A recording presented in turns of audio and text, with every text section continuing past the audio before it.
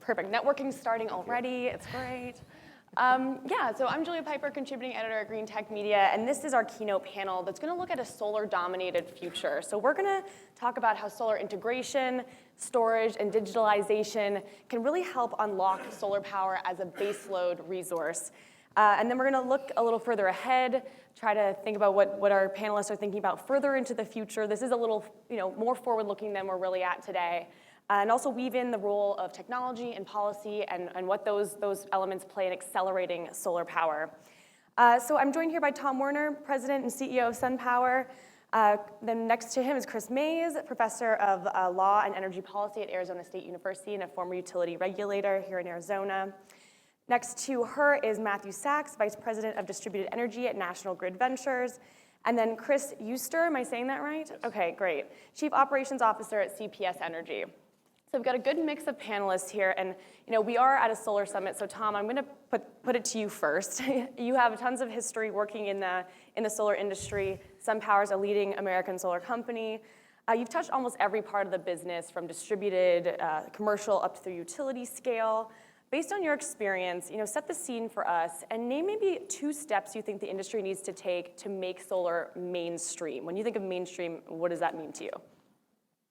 So I'm going to take tons of history as a positive thing.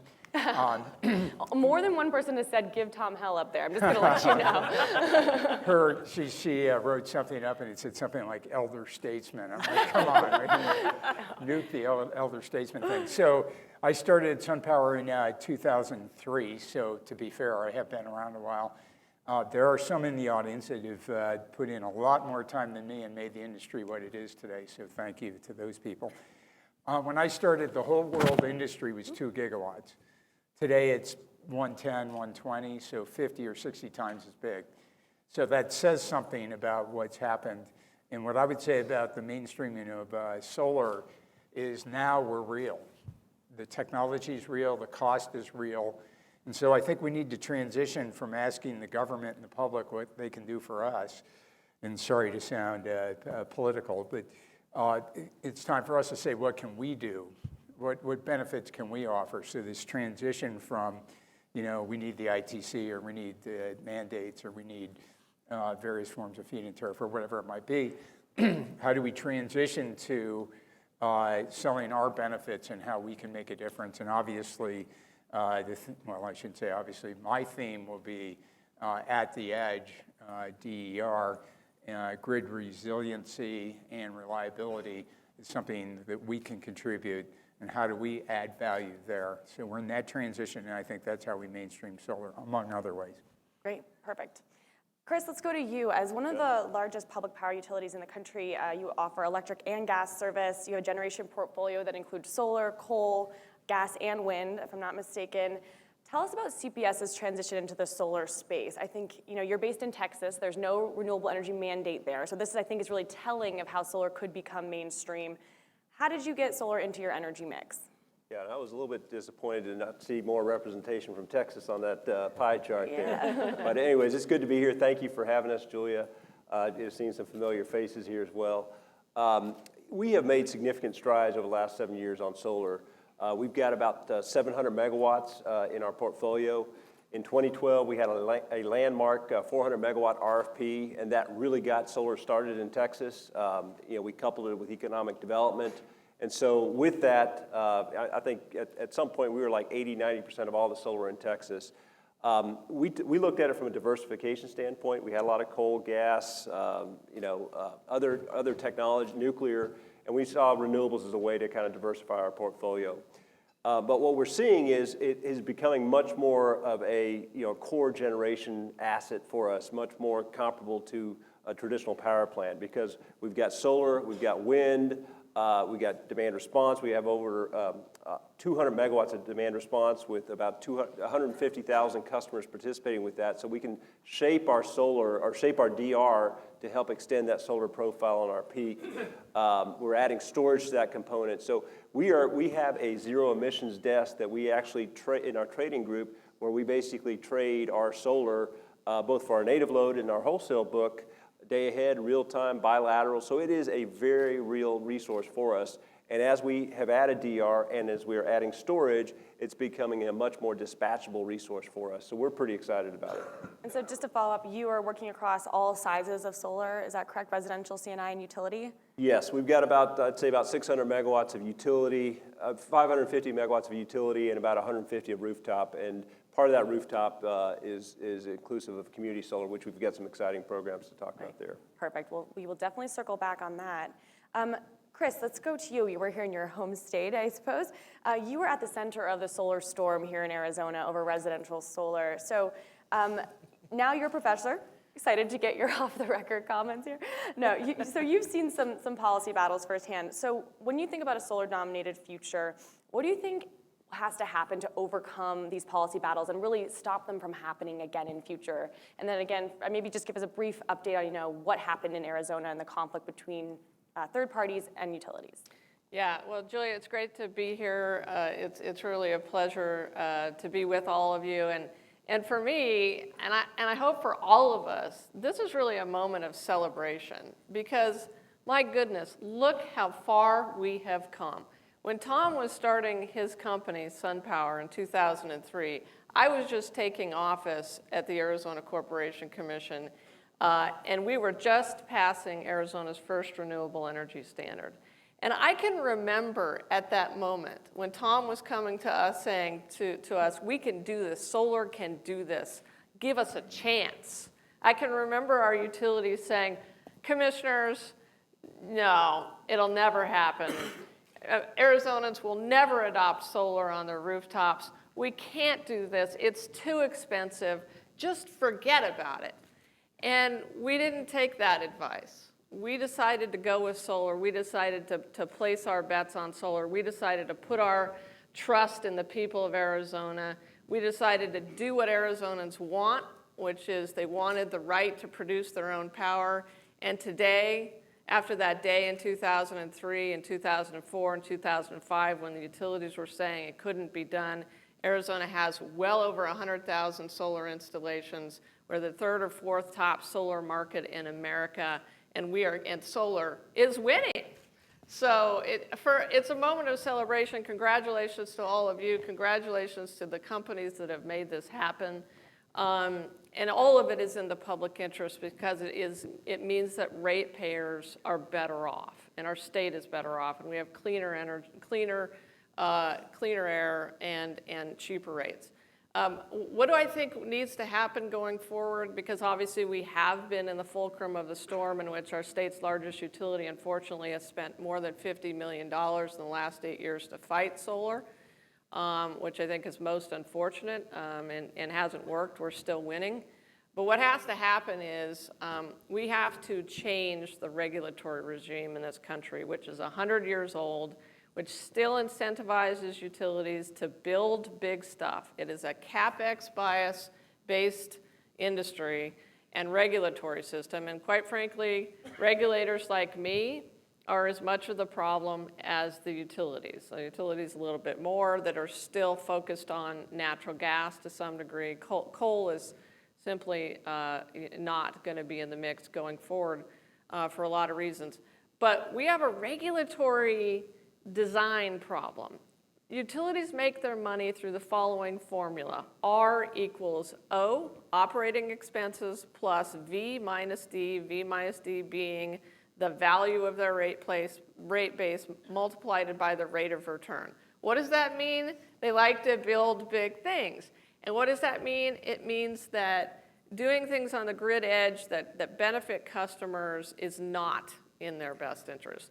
So we have to reform our regulatory system in which we're doing more performance-based regulation that says, that incentivizes utilities to do what we want them to do, that says, we want you to do more DERs, so we're going to pay you to do more DERs. We want you to help people install solar. We want you to improve the grid and become a platform service provider. So for me, it's about regulation. I think that's a good point, and we'll dig into that a little further. I think it is important to note that utilities have been increasingly innovative with their solar offerings as well. CPS Energy will dig into that shortly, and even Arizona, the largest utility APS, Arizona Public Service, has offered solar, utility-owned solar they're experimenting with at the grid edge. and also deploying large-scale solar. So there's just, the conversation's becoming more varied, I think, and we just have to keep that in mind at the same time. Matt, let's go to you. So National Grid Ventures, it's the unregulated side of National Grid's business, and you've been actively involved in scaling up your presence in solar, largely through a partnership with Sunrun. So I think maybe we'll start there, and if you could tell us what is involved with that partnership, and I know you had a big win in the New England ISO recently, so tell us about that. Yeah, sure. Well, first of all, thank you. Glad to be here. Looking forward to discussion on this panel, but also around the pool and all the great stuff. So with that, I think I have to take a step back. And I think, like many others, we believe decentralization, decarbonization, and digitization are driving a step change, a paradigm shift in our sector. One result from that is that we see value pools shifting towards the customer. And what we've been doing, and at least on the distributed side, is really looking to find ways to build optionality to prosper from that shift. And I'm sure many of you are there as well. So that sets the context. Sunrun, we started partnering with in 2016, and I think we may have seen them a little different than some of you. At the time, they were really just a solar installer, but we saw them as that, but much more. We saw them as someone who's had a proven solution to scale energy solution to a home, to a homeowner. And since then, they've now gone into storage, and I hope they could find ways to get other energy solutions out there. Our first part of the partnership was really exploring ways to reduce customer acquisition costs using co-branding and other things, and that was really interesting, and we learned a lot. We then went on to make an investment, a financial investment, and own roughly 30,000 rooftop systems with them, and about a little over $100 million. But the most interesting part is what Julia mentioned, in my mind anyway, and that's a little bit smaller dollars, but is our grid services collaboration. And they have this growing fleet of residentially based batteries. And our thesis was you could use those batteries not only to provide value to the homeowner for whatever reason, they want to be future focused, they want the resiliency, they want the arbitrage on time of use or whatever the reason, but also use those same batteries to provide services to the grid. I think the simplest example is capacity. And it's been we're now in our third phase, but the first started really, let's build the business case. And we co-staffed the team together and have evolved that into a pipeline and then the monetization of the pipeline where we've worked together. And I have, I think, 5 people on my team now that work hand in hand with them, many based in their offices. But we also put in $8 million, and that's where the ISO New England idea first started. I'm particularly excited about that win because I think it's really validating. It's a 20 megawatt win, I think, and you could argue if that's big or small, and on my P&L, that's quite small, but it's really validating to the dual proposition to both the homeowner and then the grid. And I think I'd love to see a little more of that, and I think we'll have more to come, and I'm sure others will as well. Yeah, we hear a lot about dual benefits of solar working for customers and for the grid. I guess it's still kind of early days, but what are some other proof points? I mean, are we still exploring? Where are we at in the evolution of exploring that dual win?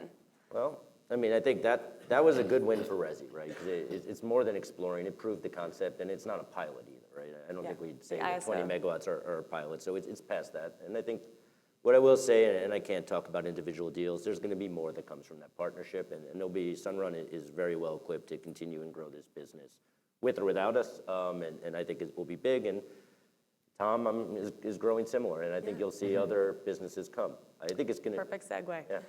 Yeah, Tom, detail a little bit of the restructuring that's happening at SunPower. You're going deeper in on distributed solar and energy storage and software solutions. So tell us what that's about. So we started making very high efficiency solar cell, then we made modules, and then we forward integrated towards the customer. We created a dealer channel for residential. We bought Powerlight, and that gave us C&I and power plants. And actually, at the time that we bought Powerlight, when we were doing diligence in 06, 07, we didn't like the large-scale utility business. Then we loved it. It became the hidden gem. And over the course of 10 years, it went from a novel idea to super profitable to super brutal. And so in that period, we got in and got out. That's been really a difficult time for SunPower, but we've restructured. That's behind us. And we're back to what we're good at, which is we have the world's highest efficiency module, which works well when you're space constrained, among other times. So we are focused on residential and commercial, and the beautiful thing there is it fits with, I think, the theses, or at least part of the theses at the panel, is that solar can do more for the grid and can contribute. And the thing I love about it is the more solar we put in, the more successful we are, the more there is a need to do resiliency and reliability, if I could use a broad term. So we create the problem, who better to fix it?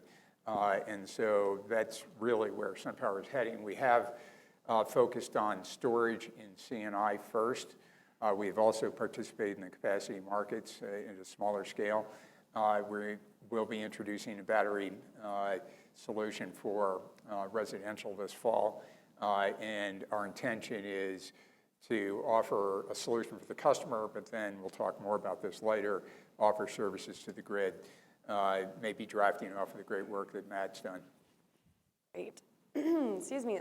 Let's go detail a couple of the CPS projects. I know you have a unique, staying in distributed solar land here, you have a unique residential solar program, and I also want to touch on your community solar program. Let's start with the residential one, because that one's unique, and I think tees off of some of Chris's points.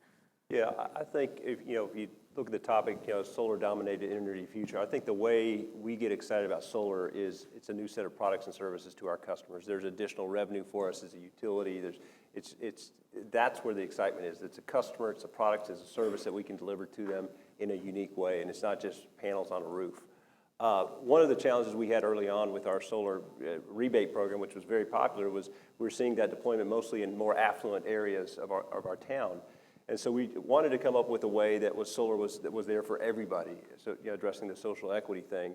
And so what we did was we created a solar host program where basically we as a utility, in partnership with a developer, would own the assets on the rooftop. We would bear the cost of putting those solar systems up. We would maintain them. We would get the power back to the community, and the homeowner would get a bill credit for the use of their rooftop. And it was roughly about 3 cents a kilowatt hour. So they got a credit, they went solar, and the community got solar power. Very popular program. And when we launched it first week on the website, we had over 7,000 applicants. I think it actually crashed the website, so to speak.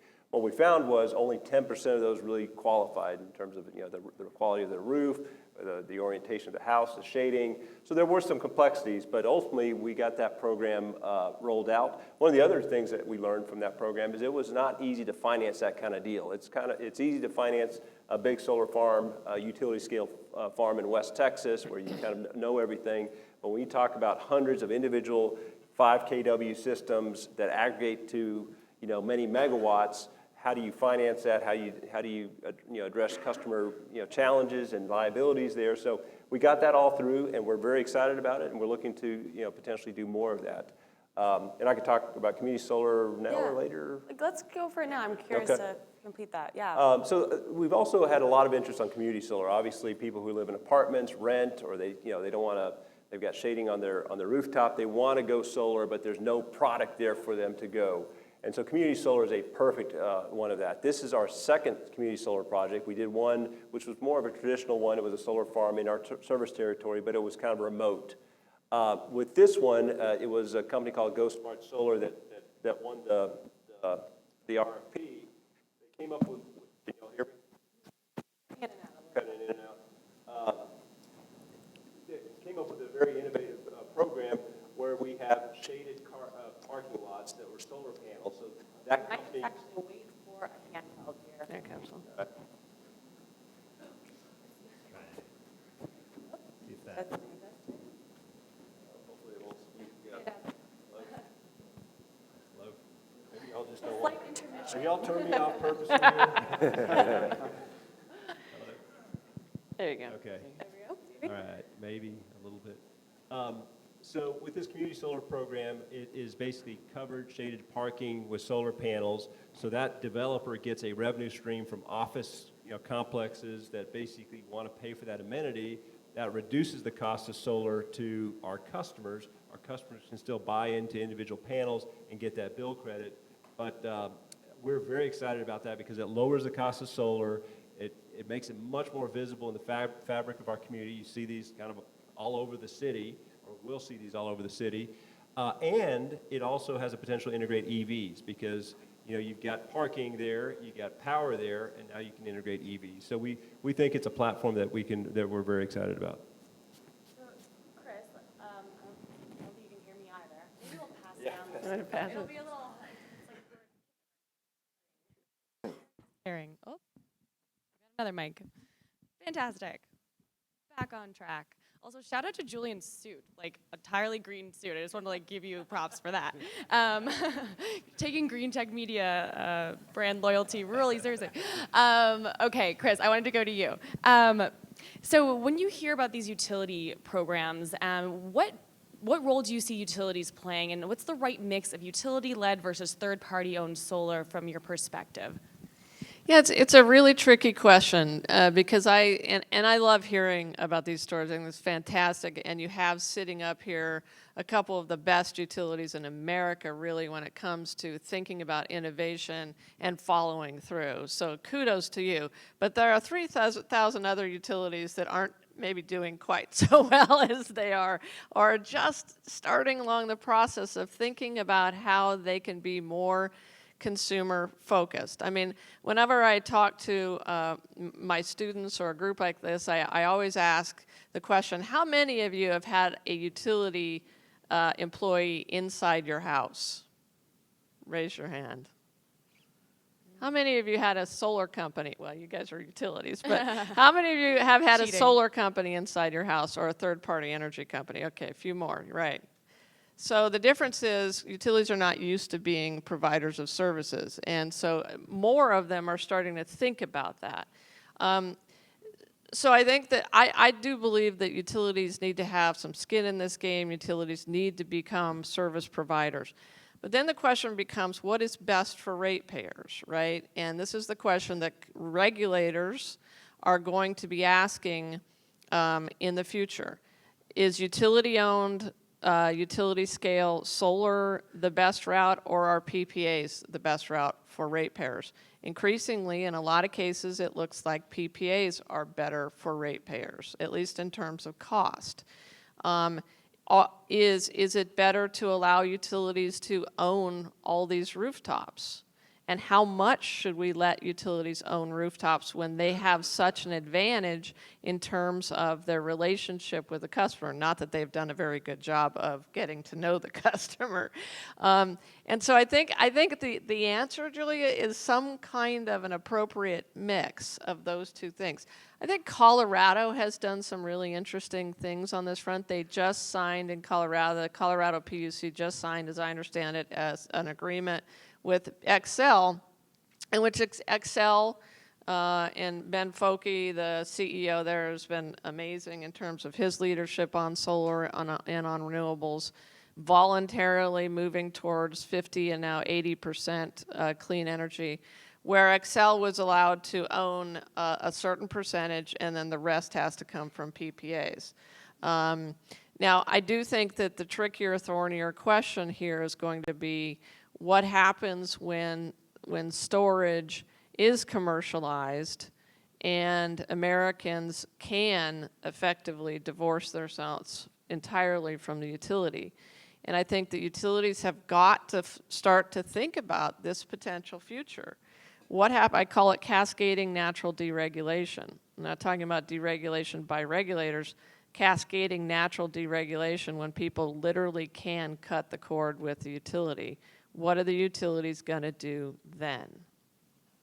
I think that's a big question in California right now, where that's coupled also with community choice aggregation on the rise, direct access and corporate customers leaving and procuring their power elsewhere.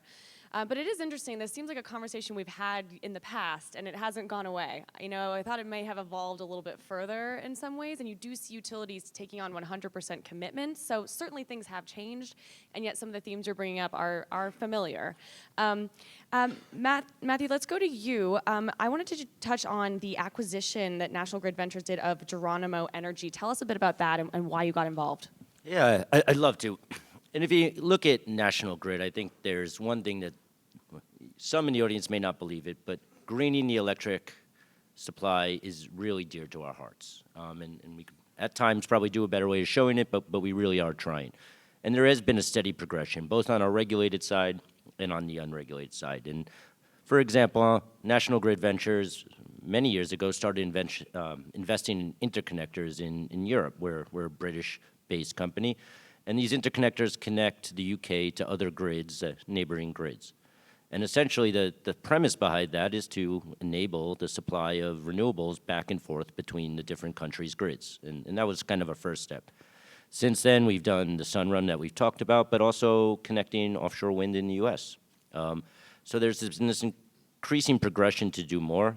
The obvious missing piece here is a utility scale platform. And Geronimo was really that missing piece for us. So we announced it in February, hope to close soon, and are still waiting some regulatory approvals. But yeah, we're very excited about it.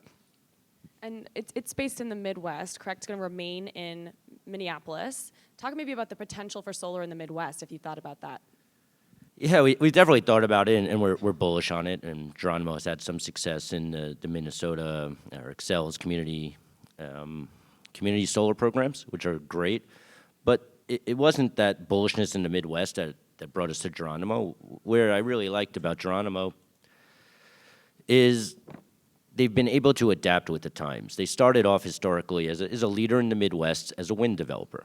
They later expanded into solar. Separately, they changed from selling utility PPAs to selling corporate PPAs, which is changing the whole product.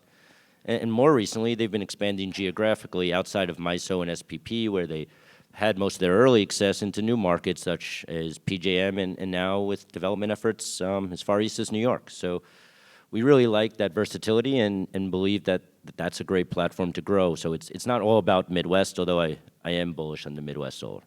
Perfect, thanks. Well, speaking of adapting with the times, I think the ITC step down is a major focus of this conference. And so first to you, Tom, and then I'd love to have CPS weigh in as well. It's a question from the audience. I'm going to ask it actually in two parts. First, what are you thinking about the ITC step down? How are you planning for that?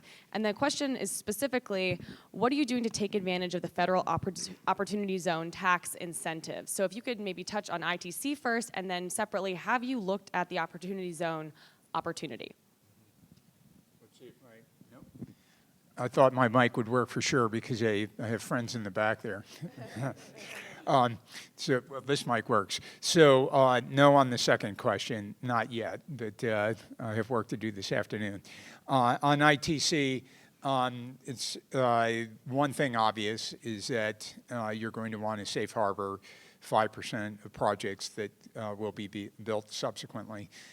We have the virtue of being vertically integrated, so we can choose to allocate capacity to that purpose, and capacity we think that's future-proof, that's likely to be something that we're not regretting that we stuck in a warehouse and then subsequently deployed. So we've announced in our earnings call last week that we'll safe harbor at least 200 megawatts, and if you do the math, that ends up being about 400 megawatts of projects subsequently, and then we'll do that in each year thereafter.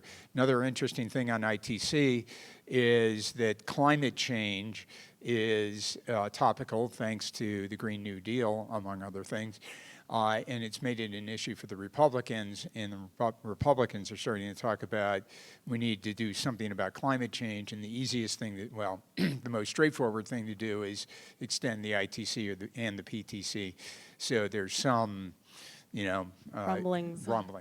Yeah. That has been an interesting thing to watch, and I'm going to give a shout out for my podcast, Political Climate, where I have a Democrat and Republican digging into what is possible on climate and energy policy. And you have seen the conversation on the left really pull more Republicans into the conversation and come up with their own solutions. I guess to go to CPS Energy to get the utility perspective on the ITC step down, that'd be great. Well, I guess we think about it in two ways. From a cost perspective, it will hit us through our projects. I think there are opportunities to get out there early, like Tom said. But I think we got to flip the equation, flip that discussion to more cost-based to value-based. If we can really kind of sell the value of solar, different business models like the car shading plus EVs, plus it reduces that bundle, reduces the cost of solar, technology is going to come down the line. You know, if Tom comes up with one solar panel that powers your entire house, you know, that's easy to just deploy just like Waiting for that. that announcement, Tom. But, yeah, that announcement's coming today. Coming so soon. I think No pressure. I think between technology and different business models, different pricing, financing strategies, I think there's ways of overcoming the ITC step down. Okay, let's go back to Chris. Let's get a, yes, great. You talked about performance-based rate making being really key here. Dig into that a little bit more. What states are exploring this? What gives you a sense of hope there? So this is really just starting to take off, and the states that are really looking at it are Hawaii, California, Minnesota, and New York. So National Grid now probably has the most hands-on experience now with baby steps toward PBR, and I love what they're trying to do through the New York REV process, and National Grid is now doing some of it. But in Hawaii, for instance, what they've done, which the Hawaii Public Utility Commission has done, is they said, okay, we are going to outline all of the goals, big overarching goals for our state, including our 100% RPS and our 100% decarbonization goal. And then we're going to outline, and they have a bunch of outcomes that we want underneath those goals.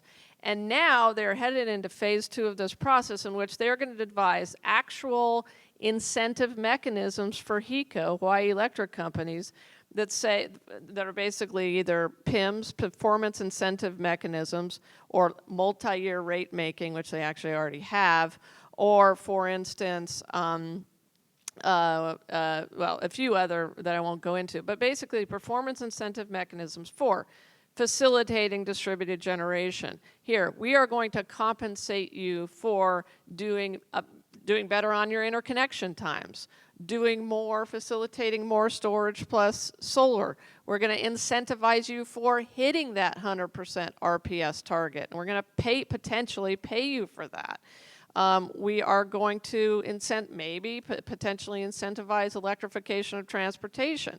So instead of saying we're going to let you earn a rate of return on all of these things, on building big stuff, we are going to incentivize what we as society want you to do. And that is a sea change, as you all know, in the way we do regulation. I mean, it's been 100 years since we've had that formula. So starting in some of those states, California is doing a little bit of this as well. Obviously, New York has now platform service revenues for National Grid. You guys, I think, are getting some of that now. Earnings adjustment mechanisms for them partnering with third-party companies like you in this room to do the kinds of things that Matthew was talking about. And that hopefully, as states get that experience under their belt, maybe more and more states will adopt that. But it does take political leadership. It takes courage. It takes utilities changing their culture. And the other thing that I want to mention, and I noticed from the poll that there are some financial industry folks here, it takes Wall Street embracing it, understanding it, accepting it, and pushing it. And one of the things, I always listen to utilities earnings calls, and unfortunately what these Wall Street analysts and Wall Street is doing on these earnings calls is they continue to push the utilities to do CapEx. In fact, the last APS earnings call I listened to, you had Wall Street analysts who were praising the CEO for tamping down solar rooftops, praising the CEO for tamping down energy efficiency. I think the euphemism I heard was, your headwinds from solar rooftops and energy efficiency are less. Great, good for you, Don Brandt. That can't happen anymore. And that's what we got to solve with this PBR regulation. We just need like a moment of silence after that. Just like take a second. Yeah, we'll just, you could just hold on to that mic. We'll leave the stage now. Okay, interesting points. I guess I have to, Matthew, I don't want to put you on the spot. I know you're on the deregulated side of the utility business, but is there any part of that that you can respond to? I mean, the earning adjustment mechanisms, we're pretty excited about it. And if you looked into the regulated side, and I do help out where I could and where we're allowed, we're quite excited about it. And it really is incentivizing us to do more solar, to do more interconnections, to bring down the per capita use of electricity, to encourage efficiency, to bring down peak demand. It's across the board. And I think it's a really interesting paradigm and definitely a step in the right direction. I guess we've had a little experience with this on the other side of our business in the UK through Rio. And if anyone's familiar with Rio, that's kind of the general gist of it as well. So I'm hoping to see more of that. What is that you mentioned? Rio is in the UK. We're moving. I think we're halfway through Rio 1 and moving towards Rio 2. But it's of the same gist. You get incentives and ways to earn more if you hit certain goals. So it's big, and I think it's kind of the right balance. I mean, if you were to pull this all up to the top level, there's a lot that has to change in the regulatory paradigm that will adapt to help make customers happy. And quite honestly, we got to put more renewables down. It's an emergency, right? Like this is not something we have time to wait for anymore. But well, one more second. I was gonna just end with the way to address this is find the best optimal value, how to get it out there quickest, and then the other part, that's not alone. That's only step one. Step two is how to distribute that equitably, because it's not fair to give it all to one side or the other. It has to be divided, and that's a hard job, but I think we'll get there. I'll be brief, Chris. So it's really hard to say utilities because there's different utilities, IOUs, munis, CCAs, et cetera.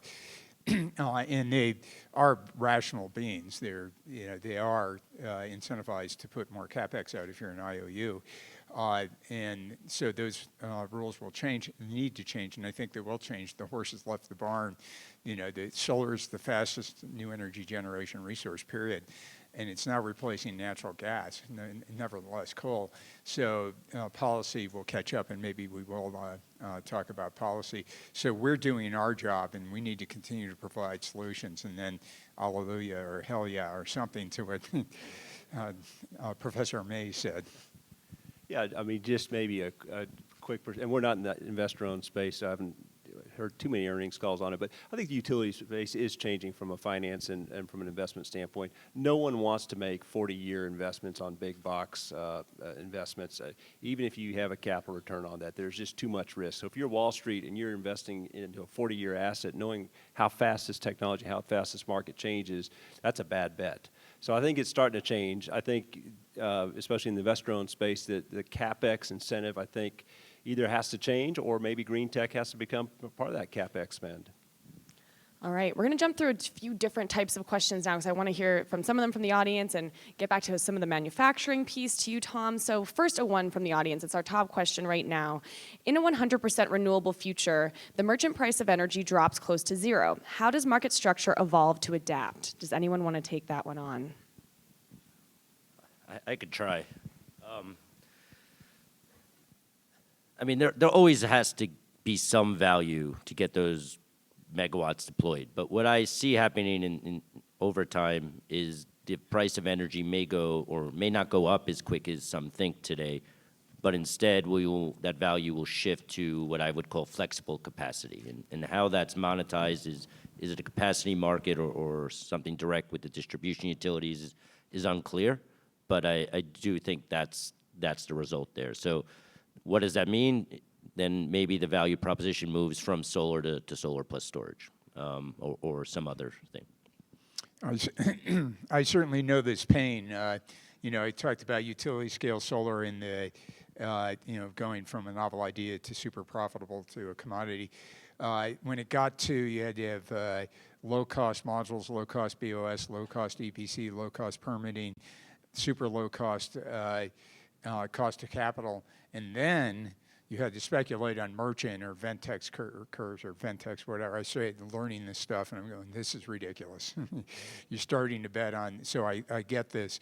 I think energy is not going to be free. The issue is there's too much energy at certain times, and so it's exactly what Matt said, in my view.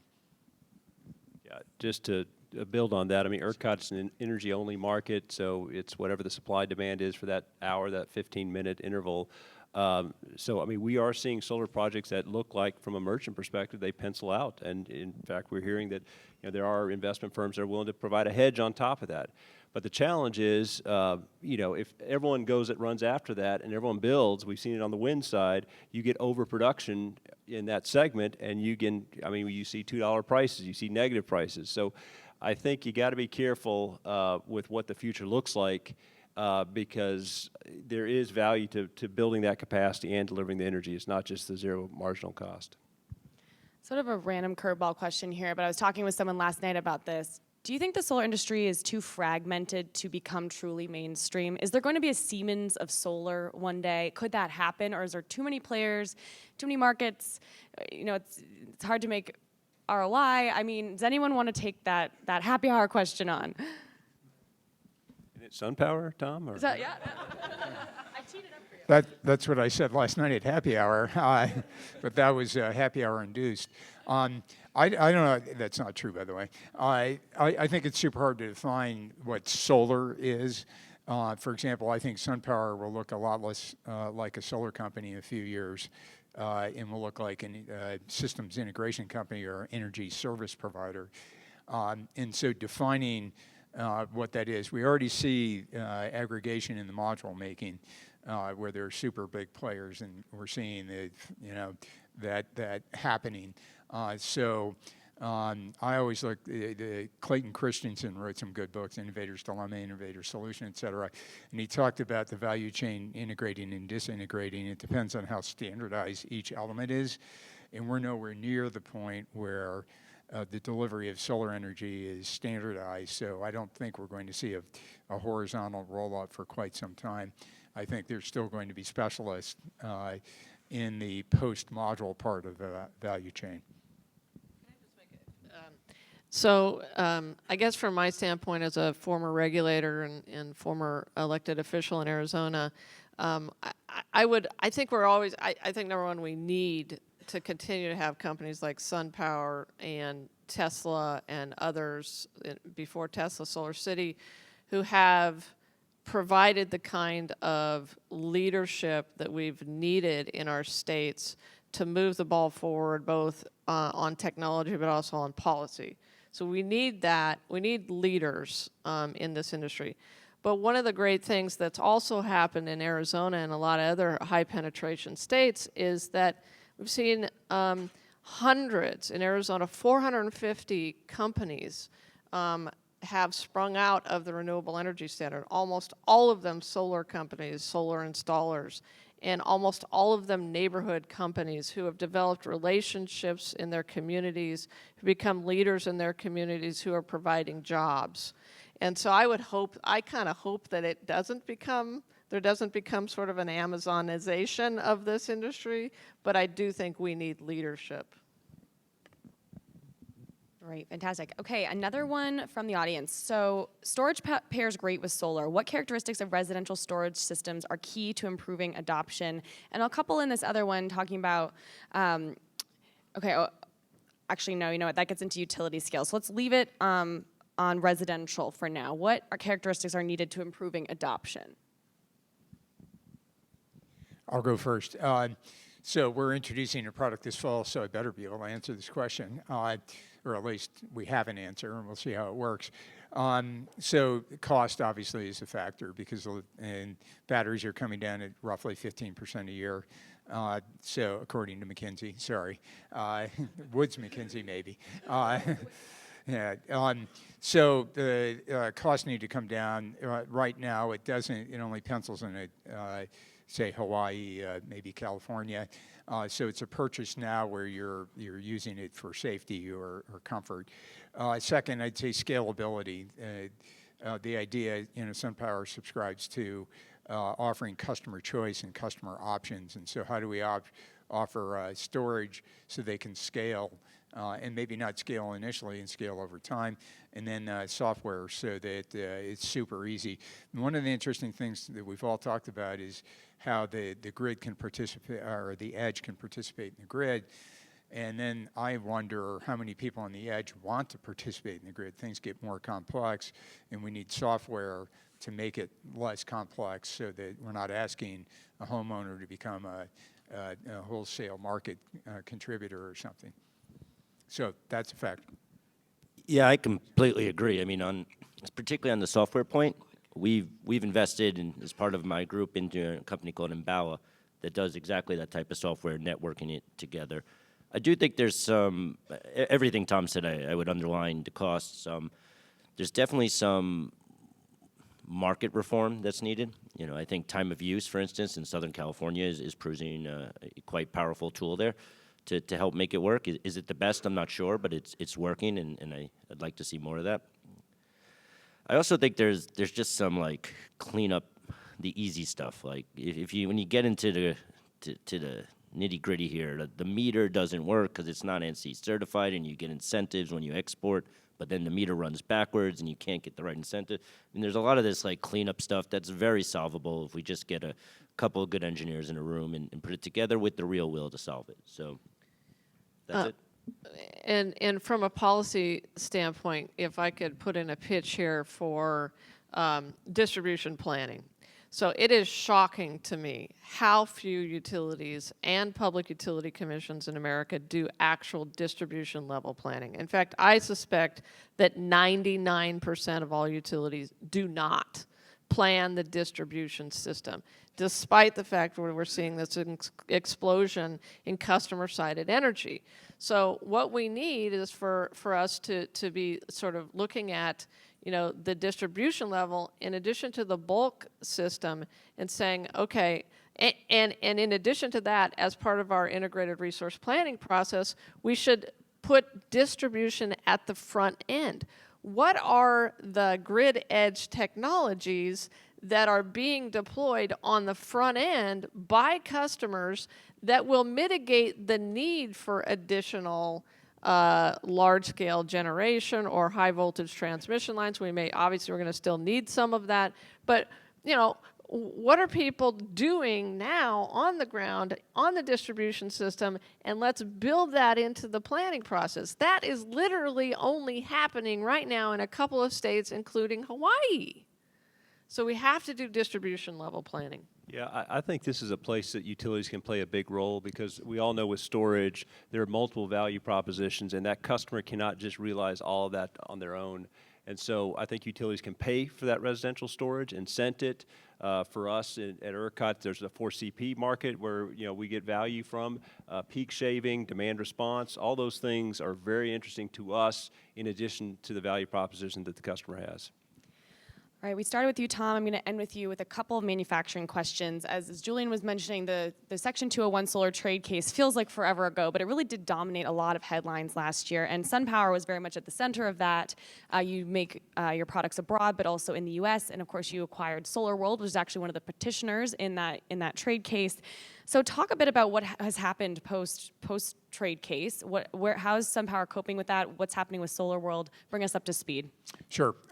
So it wasn't really, it feels like yesterday or actually today. It was September 17th, but who's counting, when our technology was excluded. And it was excluded for the reasons, the arguments that we made, which I believe, it's an American technology. We're creating American jobs. We're a small percentage of imports, et cetera. Perhaps you've seen our stuff. It was $1.5 million to $2 million a week of tariffs.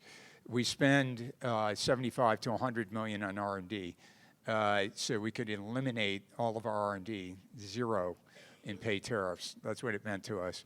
We're an innovation company, and to do that would have been, obviously, I think we would have survived, but I wouldn't be sitting here. It was life or death. SolarWorld America I think is playing out the way we discussed during the tariff, which is we're making advanced modules with advanced manufacturing equipment. So you can make more modules the same number of people, and the modules are higher efficiency. So when you divide cost by watts, you can be somewhat competitive. It's still difficult. self-fab, you can't make the math work. You certainly can't make it work, in my view, with 2.5 years certainty of 201 tariffs. So the challenge of tariffs is if you want the super CapEx intensive stuff to be in America, a 4-year tariff's not going to get the job done. It's too big of a risk, in my view, to get those kind of facilities moved in. Ending with, we should fight the next battle, not the last battle. And the next battle is the integration. Guess what? The integration of storage systems, integration. What America does great: software, grid stability, grid reliability. This is the stuff that America does well, it pays well, and that's where we should differentiate. So we'll do both, but anyway, that's my view. Well, yeah, trade battles continue between the U.S. and China in particular, and so maybe more tariffs will be coming, and we'll be revisiting this story. No, hopefully not. I do have to put the last question to you, though. It is our top question right now. Tom, just quickly, what happens to solar panel-related waste? Will it increase dramatically? It will likely increase dramatically. What is the industry doing about this? This is a great question, and one that I think we need to work on as an industry. There are some standards like in Europe. I think you're familiar with those. We run our factories. I think we're the only solar manufacturer that's zero. We have zero landfill factories. We have where we're recycling almost everything that we use. The end product, the good news is the product lasts 25 years plus. But we as an industry, I think, need to do a better job, and I think SIA is the American Industry Association working on this, of what happens now, because solar started going mainstream in America, pick your year, 2005, so add 20. We're going to have a hell of a lot, we're going to have a heck of a lot of solar panels in the mid-20s that we need to know what to do with. So work to be done on end of life. I think a lot of great work being done in the manufacture of the product. Well, with that is the end of our panel. Thank you so much to our panelists, and we're excited to hand it over for a research presentation now. Thanks very much. Okay.